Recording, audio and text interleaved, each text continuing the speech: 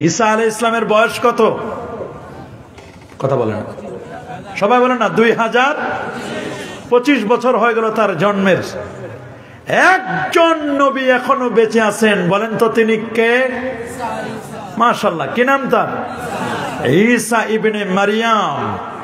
সবাই আমরা জানি যে সবসময় সন্তানের নিসবত হয় বাবার দিকে, কিন্তু ইনার নিসবত হয়েছে মার দিকে, তার মানে বাবা নাই। ওনার জন্মটা একটা মিরাকেল, একটা মুআজিজা, একটা অত্যাশ্চর্য বিষয়। সুবহানাল্লাহ বলেন, আল্লাহু আকবার বলেন। বাপ ছাড়া সন্তান সম্ভব না? সম্ভব না? কথা বলেন। পৃথিবীর বিজ্ঞান বলে অসম্ভব, আল্লাহ বলেন সম্ভব। কথা কারটা রাইট? ওমান আসদাকু মিনাল্লাহি কিলা।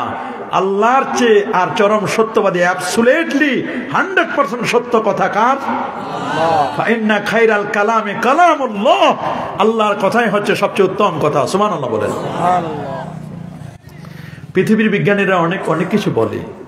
সকালে যেটা বলে দুপুরে টিকে না, দুপুরে যেটা বলে এটা বিকালে টিকে না, বিকালে যেটা বলে রাত পর্যন্ত এটা যায় না।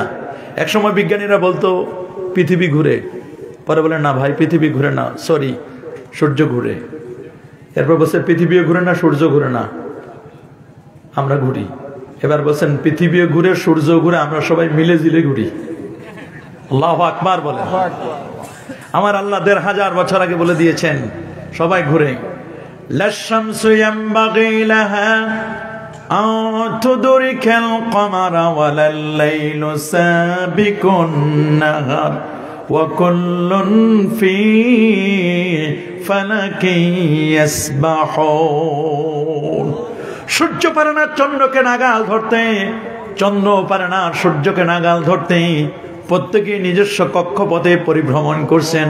আমার কোরআন অ্যাস্ট্রোনমি, জ্যোতির্বিজ্ঞান সম্পর্কে কোরআন কথা বলেছে। কসমোলজি, সৃষ্টিতত্ত্ব নিয়ে আমার কোরআন কথা বলেছে। যে কারণে কোরআনে সূর্যের নামে রব্বে কারীম একটা সূরা দিয়ে দিলেন। সূরাটির নাম হলো সূরাতুশ শামস। বলেন কি নাম? 30তম পারার সূর্যের নামে আল্লাহ সূরা দিলেন। ওয়াশ-শামসি ওয়া দুহাহা ওয়াল কমারি ইযা তালাহা ওয়ান নাহারি ইযা জাল্লাহা। আল্লাহ রাব্বুল আলামিন সূর্যের নামের কসম করলেন। আল্লাহর যত বড় বড় সৃষ্টি আছে, সব বড় বড় সৃষ্টির একটা অন্যতম হলো সূর্য। সূর্য এখান থেকে 15 কোটি কিলোমিটার দূরে। আল্লাহু আকবার বলেন। কত কোটি কিলোমিটার দূরে? 15 কোটি কিলোমিটার দূরে সূর্যটা আমাদেরকে তাপ দেয় কি দেয় না? আজকে কি তাপ পাইছেন? পান নাই? পাইছেন? পাইছেন না? ঢাকায় আমরা পাই না। ব্রাহ্মণবাড়িয়ার আগে দুপুর পর্যন্ত অন্ধকার, মানে কুয়াশা দেখা যায় না। যখন ব্রাহ্মণবাড়িয়া ক্রস করলাম আমরা, তখন দেখতেছি এই আলাদা বাংলাদেশ। ব্রাহ্মণবাড়িয়ার আগ পর্যন্ত একরকম, ব্রাহ্মণবাড়িয়ার পর একরকম। ব্রাহ্মণবাড়িয়া দিনের বেলায় দেখলাম ঢাকা সহ সারা দিন আজকে কুয়াশায় আচ্ছন্ন, কিছু দেখা যায় না। আর দেখলাম ব্রাহ্মণবাড়িয়ার পরে হবিগঞ্জ, শায়েস্তাগঞ্জ, এগুলো দেখলাম একেবারে পুরো ক্লিয়ার। আলহামদুলিল্লাহ বলেন। সূর্য 15 কোটি কিলোমিটার দূর থেকে আমাদেরকে তাপ দেয়। সূর্যের তাপ যদি আমরা না পেতাম, তাহলে গাছপালাগুলো সব সাদা হয়ে যেত, গ্রিনিটি থাকতো না, সবুজ থাকতো। আমি আপনাদেরকে জিজ্ঞাসা করতে চাই, সূর্য যদি 15 কোটি কিলোমিটার দূর থেকে তার আলো দিয়ে তাপ দিয়া পৃথিবীর সবুজ গাছপালাগুলোকে সবুজ রাখতে পারে, সূর্যের চেয়ে ক্ষমতা বেশি আমার রাসূলুল্লাহর। আল্লাহু আকবার বলে। রাসূলকে 1500 বছর আগে যে নবী আমাদের জন্য আলো হিসাবে এসেছিলেন, কদ জাআকুম মিনাল্লাহি নূরুন ওয়া কিতাবুম মুবিন, সেই নবী রওজা মুবারাকা হায়াতুন নবী। রওজা মুবারক থেকে নবীজি কি মাত্র 5500-6000 কিলোমিটার দূরে, 15 কোটি না 1 কোটিও না, মাত্র 5500 কিলোমিটার দূরে মদিনা শরীফ থেকে তার আশিক উম্মতদের ঈমানটাকে সবুজ রাখতে পারে না? হাত তুলে দেখাও মুসলমান, পারে কিনা? নারায়ে তাকবীর, নারায়ে রিসালাত, কোরআন সুন্নাহর আলো। কোরআন সুন্নাহ যেখানে এই জন্য কবি বলেছেন ইয়া সাহিবাল জামাল ইয়া সাইয়্যিদাল বাশার মিন ওয়াজহিকাল মুনির লাকাদ নাওয়ারাল কামার। চাঁদ আপনার থেকে নূর নিয়ে আলো ছড়ায়। মুসনাদুদ দারিমির হাদিস অনার্স 4th ইয়ার এটা পড়ানো হয় কিতাবটি, আমি নিজেও পড়াই এই কিতাবটি, যেহেতু 4th ইয়ার আমি ক্লাস টিচার অনার্সের 4th ইয়ারের। আলহামদুলিল্লাহ আমাদের বহু ছাত্র বাংলাদেশে, শুধু বাংলাদেশ না সারা ওয়ার্ল্ডে আমাদের ছাত্র আছে আলহামদুলিল্লাহ বলেন। দারুন নাজাত মাদ্রাসা আমার শিক্ষা জীবন, আমার শিক্ষকতা জীবন শুরু হয়েছে সারসিনা থেকে। সারসিনায় ছিলাম, সারসিনা থেকে ঢাকা আসছি। সারা ওয়ার্ল্ডে আমাদের ছাত্র, দারুন নাজাতে আমাদের প্রায় 17,000 ছাত্র বর্তমানে। আল্লাহু আকবার বলেন। অনেকেই বলে যে ছাত্র পায় না, মাদ্রাসারা ছাত্র পায় না, আমরা ছাত্র জায়গা দিতে পারি না। এবছর 4,500 থেকে 5,000 ছাত্র অ্যাপ্লাই করেছে, মাত্র ছাত্র নেওয়া হয়েছে 1 থেকে 1200 কিংবা 1300 ছাত্র নেওয়া হয়েছে, বাকি সব রিটার্ন দেওয়া হয়েছে। এত ছাত্রের আল্লাহর মেহেরবানি, পদচারণা। এই জন্য যদি ভালো পড়ানো যায় ছাত্রের অভাব হয় না। কথা বলেন ঠিক, জোরে বলেন ঠিক। এই জন্য যদি কেউ টিচার থাকেন, নবী তো শিক্ষক ছিলেন, এজ এ টিচার, এই যে ল গিভার, এই যে ল মেকার, এই যে reform of the society, Muhammad সাল্লাল্লাহু আলাইহি ওয়াসাল্লাম is the Superman of the world. আমার নবী শিক্ষক ছিলেন, ইন্নামা বুইস্তু মুআল্লিমা। নবী শিক্ষক ছিলেন। নবী দুনিয়ার কোনো মানুষের কাছে শিখেন নাই লসাগু, গসাগু, সাইন থিটা, কসেক থিটা, ত্রিকোণমিতি, পরিমিতি। নবীজি কারো কাছে শিখেন নাই। নবীর শিক্ষক হচ্ছেন আমার আল্লাহ। বলেন নবীর শিক্ষক কে? আরো জোরে, আল্লামাকা মা লাম তাকুন তা'লাম। আপনি যা জানতেন না, অজানা বিষয়ের জ্ঞান আমি আল্লাহ আপনাকে জানাই দিয়েছি। সুবহানাল্লাহ বলেন। পৃথিবীর বিজ্ঞান বলে ক্রোমোজোম ছাড়া সন্তান সম্ভব নয়, আমার আল্লাহ বলেন সম্ভব। কার কথা সত্য? ওরা বলে পুরুষের 23 জোড়া ক্রোমোজোম, নারীর 23 জোড়া, মোট 46 জোড়া ক্রোমোজোম লাগে। স্পার্ম এবং ওভাম, পুরুষের স্পার্ম, নারীর ওভাম, এটা রেহেমে গিয়ে তারপর সন্তান হবে, ক্রোমোজোম ছাড়া হবে না। একজন পুরুষের ক্রোমোজোম হচ্ছে এক্স এবং ওয়াই। কি বাবা বলেন না? এক্স এবং, বলেন না এক্স এবং। নারীর ক্রোমোজোম হচ্ছে ডাবল এক্স। পুরুষের এক্স, নারীর এক্স, এই 2 এক্স মিলে সন্তান যেটা হবে এটার নাম মেয়ে। কি নাম? কথা বলেন। মেয়ে দেয় কি? আল্লাহ কোরআনে বলেছেন ইয়াহাবু লিমান ইয়াশাউ ইনাসা, আল্লাহ যাকে চান কন্যা সন্তান দেন। সুবহানাল্লাহ বলেন। কিন্তু পরা কপাল আমরা, আল্লাহ কোরআনটা শুরু করেছেন সন্তানের কথা বলতে গিয়ে প্রথমে কন্যা সন্তানের কথা। ওয়াইয়াহাবু লিমান ইয়াশাউ যুকুরা, আল্লাহ যাকে চান ছেলে দেন, প্রথমে মেয়ের কথা বলেছেন। তার মানে রাসূলুল্লাহ বলে দিয়েছেন যার ঘরে প্রথম সন্তানটা মেয়ে হবে তার ঘরটা বরকতময়। আর আমাদের ঘরে মেয়ে হলে মন খারাপ, চোখ মুখ কালো হয়ে যায়, মিষ্টি খাওয়ায় না। জিজ্ঞেস করে ভাই খবর কি? কয় ভাই বলেন না, বলার মতো না। নাউযুবিল্লাহ বলেন। হ্যাঁ, বলার মতো না। রাসূলুল্লাহ বলেন যার ঘরের প্রথম সন্তানটা কন্যা সন্তান, এই সন্তানটা বরকতময়। দেখেন না ঈসা আলাইহিস সালাম, 2025-এর ঈসা আলাইহিস সালাম, ওনার নানি হান্না বিনতে ফাকুস, নানির নাম কি? নানার নাম কি? হযরত ইমরান আলাইহিস সালাম, সূরাত আলে ইমরান। তো মারইয়াম আলাইহিস সালাম, তার মা হলো হান্না বিনতে ফাকুস, ঈসা আলাইহিস সালামের নানি যান। ঈসা আলাইহিস সালামের কি?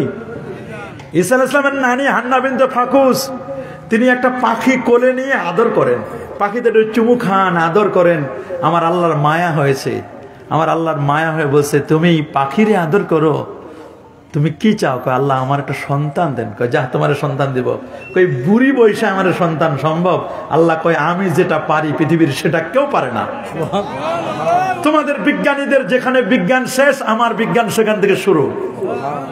পৃথিবীর বিজ্ঞানীরা বলবে যে না এক্স ওয়াই ছাড়া সন্তান হয় না। আল্লাহ বলেন দেখো, তোমরা বলবা পুরুষের এক্স লাগবে, নারীর এক্স, এক্স মিলে সন্তান হবে মেয়ে। পুরুষের ওয়াই, নারীর এক্স, নারীর তো আর ওয়াই নাই। পুরুষের ওয়াই, নারীর এক্স এবং ওয়াই মিলে সন্তান হবে ছেলে, এছাড়া সন্তান হয় না। তোমাদের পৃথিবীর বিজ্ঞানীরা বলবে, এমব্রিওলজিক্যাল সায়েন্স, ভ্রূণতত্ত্ববিদ, হিউম্যান অ্যানাটমি, মানব বিজ্ঞান এই কথা বলবে। কিন্তু আমি দেখো, আমি ঈসাকে বানালাম, কোনো ওয়াই নাই, তার বাবাই নাই, তার সন্তান হবে কেমনে? কিন্তু এটা বানাইছি আমি। আল্লাহু আকবার বলেন। দেওয়ার মালিককে, সন্তান দেওয়ার মালিককে। আমরা অনেকে সন্তান চাই পীরের কাছে, অনেক ভণ্ড পীরও তো আছে না? এমন বহু পীর আছে, নামাজ নাই, রোজা নাই, হজ নাই, যাকাত নাই, তরিকা নাই, তাসাউফ নাই, লেবাস নাই, পোশাক নাই, সিরাত নাই, সুরত নাই, আদব নাই, আখলাক নাই, আছে মদ, জুয়া, গাঁজা, ইয়াবা, বাবা, হিরোইন, ফেন্সিডিল, একতারা, তোতারা, সেতারা, আউল বাউল ফাউল, নাচানাচি, ফালাফালি, লাল শালুক উড়াই দেয়। আর বলে আমরা মারেফত নিয়ে আসি, উনি তো বড় বিপদে আছে, লাল কাপড় উড়াই দিছে, তুমি কি আবার ওর কাছে সন্তান চাও? দেখবা যে পীরের নিজের সন্তান নাই। আছে না এরকম বহু পীর? পীরের সন্তান নাই, ওনার কোনো আলে আওলাদ নাই। পীর কি সন্তান দিতে পারে না? আল্লাহ দেয় সন্তান। অনেকে যায়া মাজারে গিয়ে তালা মারে দিয়েছে, কয় তালা মারলে আর কেউ খুলতে পারবে না। চিন্তা করে দেখেন মানুষের ভণ্ডামি যে কত রকমের ভণ্ডামি শুরু হয়েছে। মাজার হবে জিয়ারত, বলেন মাজার হবে, মাজার পূজা নয়। আমরা সুন্নিরা কখনো মাজার পূজা করি না, কথা বলেন। কবর হবে জিয়ারত, বলেন কবর হবে, কবর হবে জিয়ারত। আমার নবী নিজে তার মার কবর জিয়ারত করেছেন, সহিহ মুসলিমের হাদিস। ইন্না রাসূলুল্লাহ সাল্লাল্লাহু আলাইহি ওয়াসাল্লাম যারা কবর উম্মি বেকা ওয়া বাকা মান হাওলা। নবী তার মার কবর জিয়ারত করতে গিয়ে নবীজি নিজে কেঁদেছেন, সাহাবায়ে কেরামও কেঁদেছেন। সুবহানাল্লাহ। রাসূল বলেন কুনতু নাহাইতুকুম আন জিয়ারাতিল কবর, আরে আমি তোমাদেরকে এককালে কবর জিয়ারত করতে নিষেধ করতাম। আল আনফাজুরুহা, তোমরা এখন কবর জিয়ারত করো। ফাইন্নাহা তুযাক্কিরুল মাউতা, ওরে কবর জিয়ারত করলে মৃত্যুর কথা মনে পড়ে। তুযাক্কিরুল আখিরা, আখিরাতের স্মরণিকা হয়ে যায়। ওয়া তুজাহিদু আনিদ দুনিয়া, ও দুনিয়ার মানুষ শোনো শোনো শোনো শোনো, কবরের কাছে গেলে মনটা নরম হয় রে বাবা, মনটা নরম হয়ে যায়। দুনিয়া থেকে লোকটি বিমুখ হয়ে আল্লাহর দিকে মনোনিবেশ করে। কবর দেখলে সওয়াব। গাড়িটা থেকে নামার পরে দেখলাম একটা কবর, নতুন একটা কবর দেখা যায়। দুইটা না, 3 দিনের দুটো কবর রে বাবা। 2024 বিদায় হয়ে গেল। কার জানি কখন মৃত্যু আসবে রে বাবা, কেউ জানি না। জানি নাকি, জানি নাকি? ইজা জাজালুহুম লা ইস্তাখিরুনা সাআতাও ওয়া লা ইস্তাকদিমুন। কার জানি কখন মৃত্যু চলে আসে রে, কেউ জানে না। একটা সেকেন্ড আগেও হবে না, পরে হবে না। কুল ইন্নাল মাউতাল্লাযী তাফিরুনা মিনহু ফাইন্নাহু মুলাকীকুম সুম্মা তুরাদ্দুনা ইলা আলিমিল গায়বি ওয়াশ শাহাদা ফায়ুনাব্বিউকুম বিমা কুনতুম তা'মালুন। আল্লাহু আকবার। কার জানি কখন মৃত্যু চলে আসবে রে বাবা, কার জানি মৃত্যুর পরোয়ানা চলে আসবে। মরণ যেদিন আসবে, কাউকে কিন্তু মরণ আগে ভাগে চিঠি দেয় না। তবে আল্লাহর ওলি যারা 40 দিন আগে তারা সিগন্যাল পায়। কয়দিন আগে? কয়দিন আগে? 40 দিন আগে সিগন্যাল পায়, দুনিয়ায় বসে সুসংবাদ পায়। এটা আমার আল্লাহ কোরআনে বলে দিচ্ছেন, ইন্নাল্লাযীনা ক্বালু রাব্বুনাল্লাহ, নিশ্চয় যারা বলবে আমাদের রব হচ্ছেন আল্লাহ। বলেন তো আমাদের রব কে? আরো জোরে, আল্লাহ। আমাদের রব কে? সুম্মা ইসতাকামু।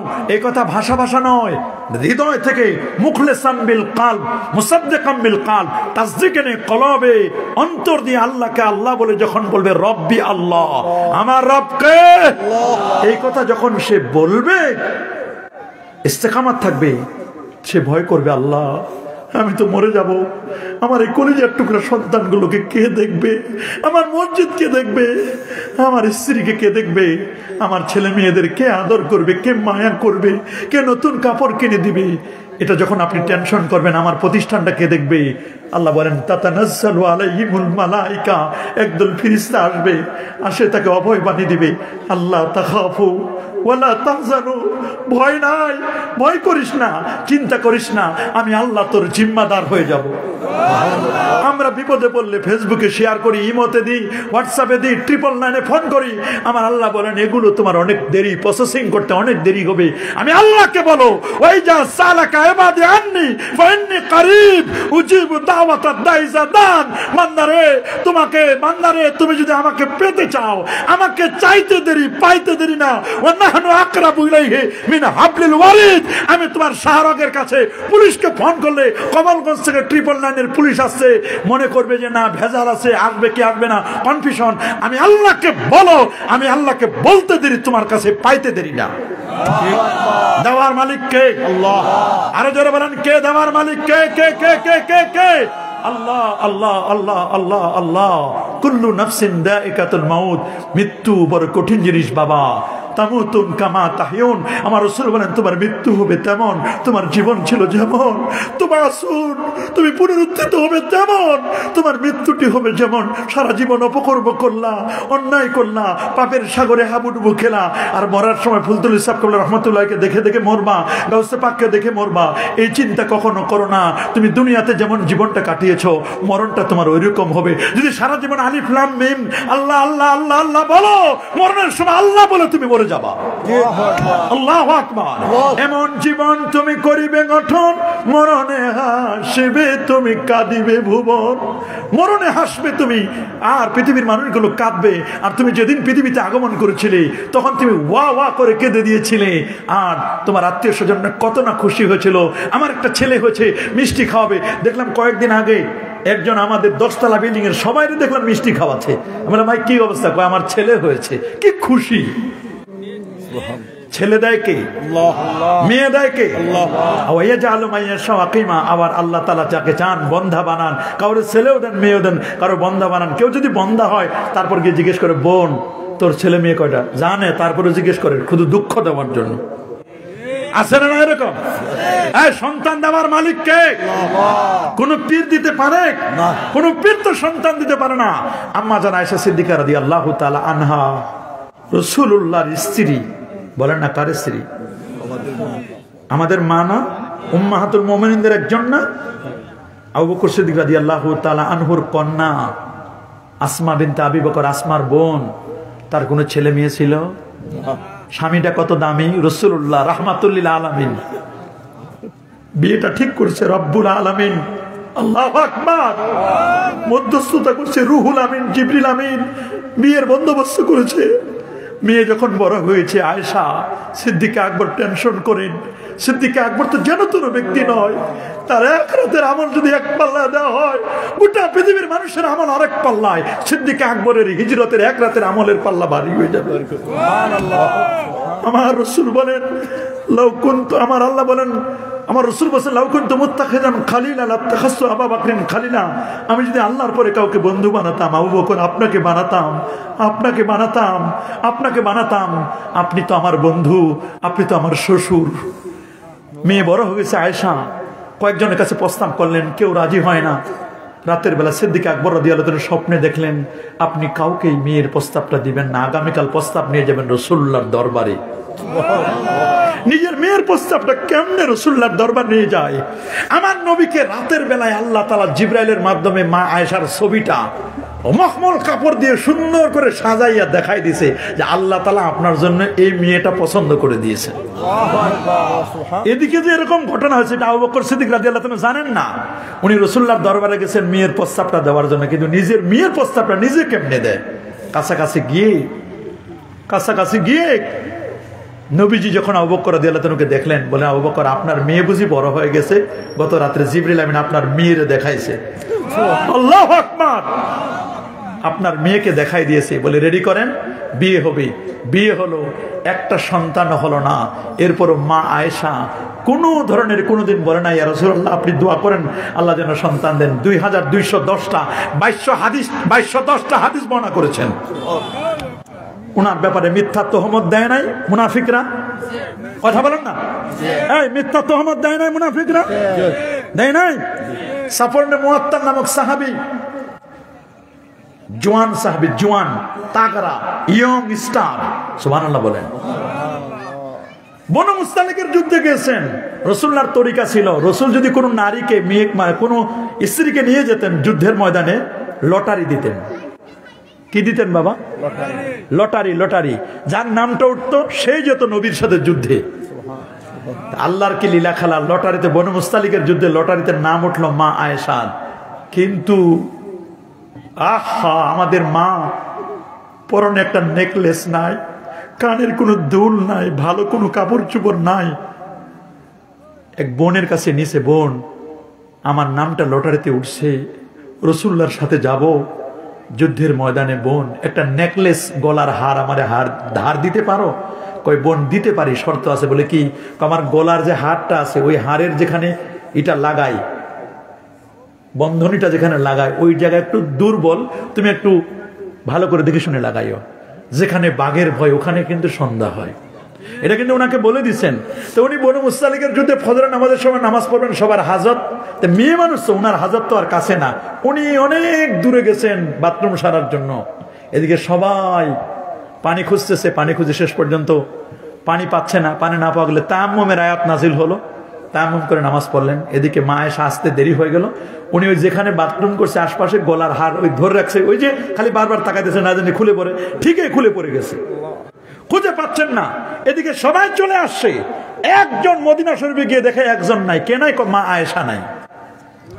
হাই হাই, মেয়ে মানুষ, রাসূলুল্লাহর স্ত্রী, কি হবে অবস্থা, কি জানি হবে। সাফওয়ান মুআত্তালকে তাড়াতাড়ি দ্রুত ঘোড়া নিয়ে পাঠিয়ে দিয়েছে, তুমি যাও মা আয়েশাকে নিয়ে আসো। তার 3 দিন আগে পর্দার আয়াত নাজিল হয়েছে। কয়দিন আগে? 3 দিন। উনি চাদর মুড়া দিয়া বালুর উপরে শোয়া আছেন, উত্তপ্ত বালুর উপরে শোয়া, কেউ যেন তার চেহারাটা না দেখে।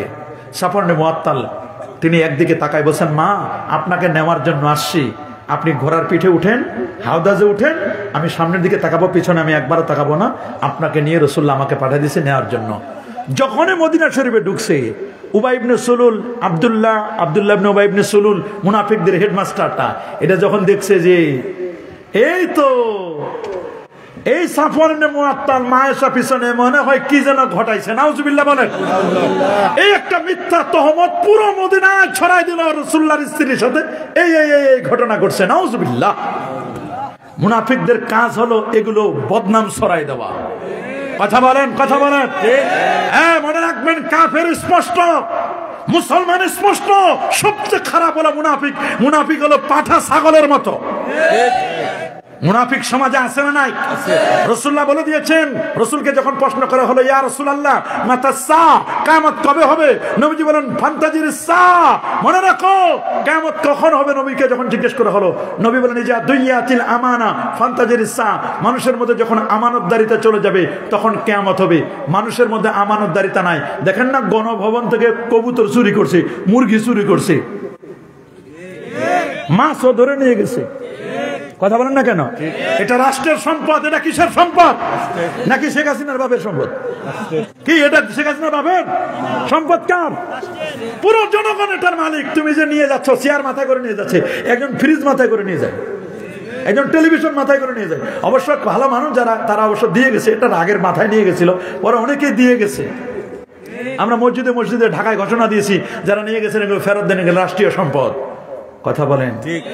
আমানতের খেয়ানত কিয়ামতের আলামত। রাসূল বলেন লা ঈমানা লিমান লা আমানাতা লা, যার মধ্যে আমানতদারিতা নাই ওই ব্যক্তির মধ্যে ঈমানটা প্রকৃত নাই। নবী যখন মক্কা বিজয় করলো, কি বিজয়? মক্কা। মাত্র 10,000 সাহাবী দিয়ে। কয় হাজার? 10,000। আবু সুফিয়ান তখন মক্কার নেতা, নবী তখন মদিনা শরীফে।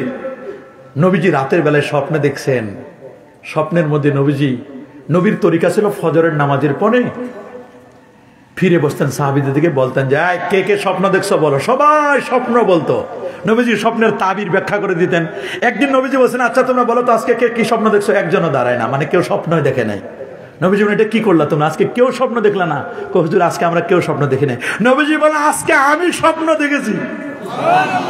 কি খুশি সাহাবীরা। কয় হুজুর আপনি স্বপ্ন দেখছেন আর আমরা আজকে কেউ দেখলাম না। হুজুর আমরা এতদিন আপনি আমাদের স্বপ্ন শুনতেন, ব্যাখ্যা করতেন আপনি, আজকে আপনি আমাদেরকে স্বপ্ন বলবেন, ব্যাখ্যাও দিবেন আপনি।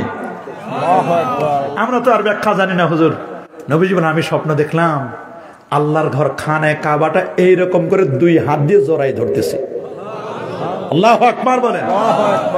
হুজুর ব্যাখ্যা কি? কয় ব্যাখ্যা হলো বোঝো না, নবীদের স্বপ্ন ওহী। লাকাদ সাদাকাল্লাহু রাসূলাহুর রুইয়া বিল হক লাতাদখুলুন্নাল মাসজিদাল হারাম ইনশাআল্লাহ। কাবাটা জড়াইতে সাহাবীরা মনে কি উৎফুল্ল, 6 বছর 7 বছর হয়ে গেছে, 8 বছর হয়ে যাচ্ছে, এখনো মক্কা শরীফে যাইতে পারি নাই। রাসূলুল্লাহর স্বপ্ন তো সত্য, কাবা যদি জড়াই ধরতেছে তাহলে কাবায় আমরা যাব।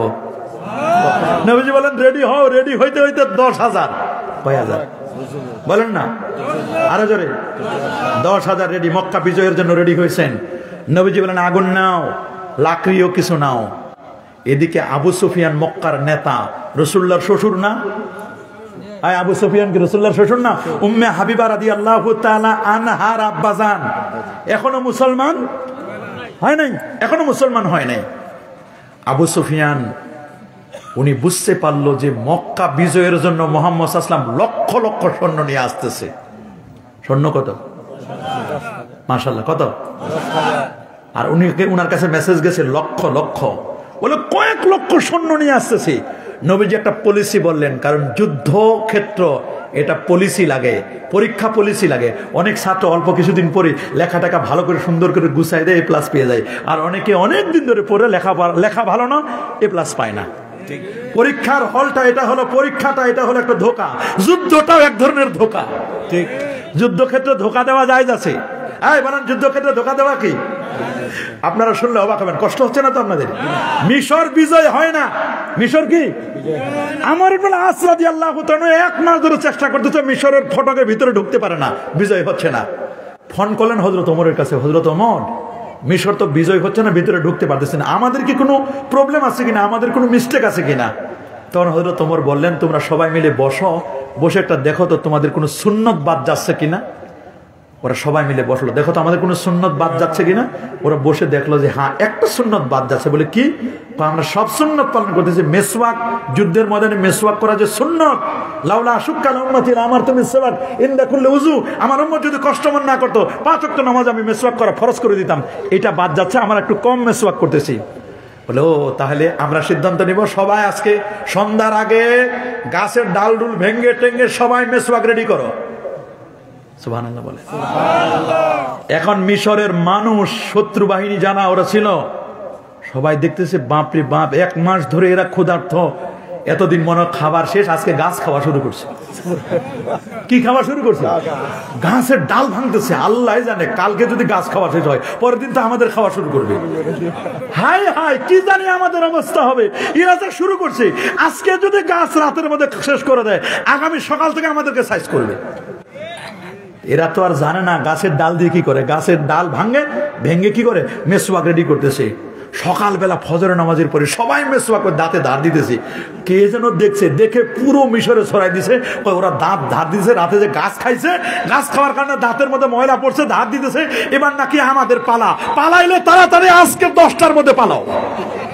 আল্লাহু আকবার। দেখেন মেসওয়াকের কি ফজিলত, আল্লাহু আকবার, কি এক অবস্থা। পরে থেকে দেখা 12টার দিকে মিশরের দুর্গের মধ্যে গিয়ে দেখে একজন নাই, কয়েকজন ছিল। ওরা বলছে ভাই আমাদের খেও না, যাদেরকে খেয়েছো ওদেরকে হজম করো, আমাদের এখন খেও না, আপাতত আমরা যাচ্ছি, আমরা পালাচ্ছি। আল্লাহু আকবার বলেন, আরো জোরে বলেন আল্লাহু আকবার। সুন্নতের কি গুরুত্ব, আল্লাহু আকবার বলেন, আল্লাহু আকবার, আল্লাহু আকবার। সহিহ মুসলিমের হাদিস, ইন্নাকুম সাতাফতাহুনা মিসরা, তোমরা মিশর বিজয় করবা। মিশর, রাসূলুল্লাহ বলেন তবে মিশরের মানুষের সাথে ভালো বিহেভ করবা। এই মিশর হলো আমার শ্বশুর বাড়ি, রাসূলুল্লাহ বলে দিয়েছেন। সাহাবীরা বলল হুজুর শ্বশুর বাড়ি? ও শ্বশুর বাড়ি, হুজুর আপনার শ্বশুর বাড়ি? বলে হ্যাঁ আমার শ্বশুর বাড়ি। শ্বশুর বাড়ির সবাইকে সালাম দিতে হয়, কেউ চাচা শ্বশুর হবে, কেউ নানা শ্বশুর, কেউ শ্যালক হবে, কেউ কতজনের শ্বশুর, কেউ মামা শ্বশুর, সবাইরে সালাম দিতে হয়। রাসূলুল্লাহ বলেন মিশরবাসীর সাথে ভালো বিহেভ করবা। ওইখানে আমি মিশরের একজন নারী, মারিয়া, কি নাম? মারিয়া কিবিতিয়া, আল্লাহ নবী তাকে বিয়ে করে নিয়েছিলেন। মারিয়া কিবিতি বলা হয়, অরিজিনাল মিশরি। মারিয়াকে যে বিয়ে করে নিয়েছেন, মারিয়ার বাড়ি তো মিশর ছিল, ঠিক? সুবহানাল্লাহ বলেন। ওকে বিয়ে করছে তো। রাসূলুল্লাহ শ্বশুর বাড়ি কোথায়? শ্বশুর বাড়ি মিশর। মিশরের মানুষের সাথে খারাপ আচরণ করা যায়? রাসূলুল্লাহ বলেন শ্বশুর বাড়ির মানুষের সাথে খারাপ আচরণ করা যাবে না, কারণ শ্বশুর বাড়ির এলাকার লোকজন সবাই দেখে জামাইটা কেমন, জামাই সালাম কালাম করে কিনা, দেখা সাক্ষাৎ করে কিনা। রাসূলুল্লাহ বলে দিয়েছেন মিশর বিজয় লাভ করবে অনতি বিলম্বে, মিশর বিজয় করলে ওদের সাথে খারাপ বিহেভ করবে না। 10,000 রেডি মদিনা শরীফ থেকে আসতেছে। সবার মনে কি আনন্দ, আমরা নিজের এলাকায় ফিরে যাচ্ছি, মক্কা শরীফে আমরা ফিরে যাচ্ছি, যেখানে আল্লাহর ঘর খানায় কাবা, আমাদের জন্মস্থান মক্কা। আল্লাহু আকবার। দেখেন মাতৃভূমির প্রতি কি মায়া।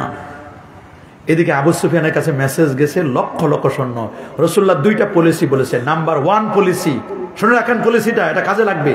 নাম্বার 1 পলিসি বলছেন, তোমরা মাত্র সবাই মিলে 10,000 সাহাবের জন্য 10টা বাথরুম বানাবা। কয়টা? সবাই বলেন 10টা বাথরুম বানাবা। আর কি হুজুর? ওই প্রত্যেকে আগুন নিয়ে যাবা, লাকড়ি নিয়ে যাবা, প্রত্যেকদিন মাগরিবের নামাজের পর প্রত্যেকে এক একটা করে চুলার মধ্যে আগুন জ্বালাবা। ঠিক, এই 2 পলিসি। প্রথম পলিসি শুরু হলো আগুন জ্বালানো দিয়ে। আবু সুফিয়ান একটা ডিটেক্টর গোয়েন্দা বাহিনীর প্রধানকে পাঠালো, বলে তুমি যাই দেখো কতজন সৈন্য গণায় আসবা। সাহাবি 10,000 সাহাবি, সবাইকে বলছেন 5টা করে চুলা বানায় আগুন দিবা। তো 10,000 সাহাবি 5টা করে চুলা বানালে 50,000 চুলা, 50,000 চুলায় আগুন জ্বলতেছে। ওরা হিসাব করছে চুলা হলো 50,000, যদি একটা চুলায় 5 জন করে পাক হয় 2.5 লক্ষ, যদি 10 জন করে পাক হয় তাহলে তো 5 লাখ। ওরে বাপ রে বাপ, এত লক্ষ সৈন্য যদি মক্কা দখল করতে আসে, শেষ, খবর শেষ, আমরা পালাবার কোনো পথ পাবো না। ডিরেক্টর গোয়েন্দা প্রধান এসে বলছে, শোনেন আবু সুফিয়ান, পালাইলে আজকে রাতে পালান, যা দেখলাম 2.5 লক্ষের উপরে খালি সৈন্যই, বাইরে থেকে দেখতেছি। বলে আচ্ছা ঠিক আছে, কত, এত তো হওয়ার কথা না। আবু সুফিয়ান বলছে, আমার যা হিসাব তাতে 10,000-এর বেশি হয় না। হিসাব কিন্তু ঠিক আছে। খুব চালাক চতুর মানুষ ছিলেন আবু সুফিয়ান রাদিয়াল্লাহু